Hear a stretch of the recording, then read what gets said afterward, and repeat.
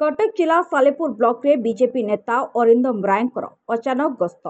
Salepur block एने चलचंचल होई उठिबा सह ब्लॉक विभिन्न दिग उपरे अरिंदम परिदर्शन करी बीजेडी सरकार अमल होइथिबा विभिन्न कार्यर दुर्नीतिर तदंत दाबी करने सहित एवं जनहितकारी योजना को सठिक भाव परिचालना करने बीडीओ सहित आलोचना करथिले।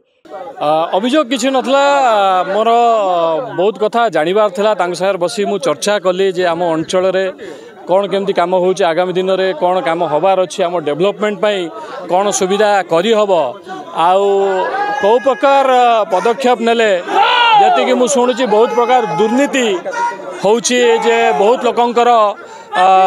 फॉल्स बिलिंग होउची एवं भत्ता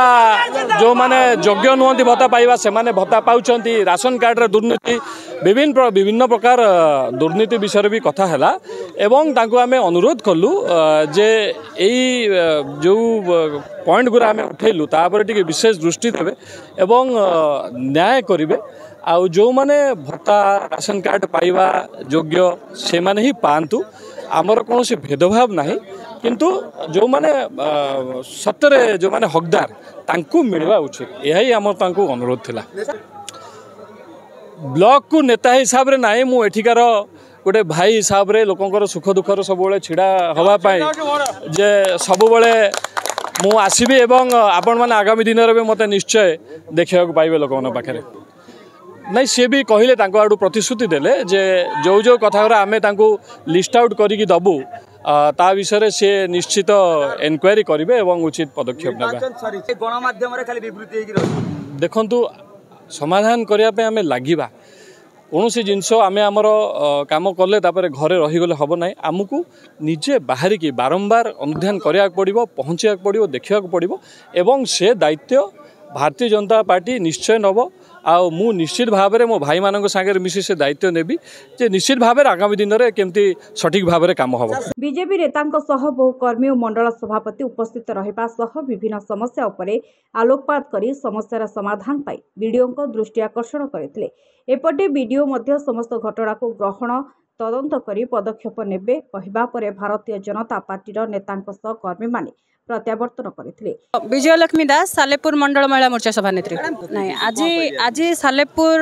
निर्वाचन मंडल जी आम विधायक प्रार्थी आम वर्तमान भारतीय जनता पार्टी जे नेता अच्छा अरिंदम भाई तांको नेतृत्व में आम मैंने आसिक बीडीओ महाशय को भेटिकी जाइचु आमर जोटा दाबी अच्छे आम दाबी को आम बीडीओ पाखे उपस्थापना करूँ दीर्घ दिन हम एठिकार बीजेडी एमएलए जी थे से एठिकार जंत्री सहित मधुचंद्रिका करी जो सब जिनस हड़प कर जहाँ खाई बेआईन जहाँ जहाँ निर्माण होती आम सबूर तदंत करने रिक्वेस्ट करूँ से भी आमको हाँ मारी से आमको कथा देइचंती जे इन फ्यूचर आम कथा को से फुलफिल करेंगे आम आम डिमांड भी रखी सारीचु।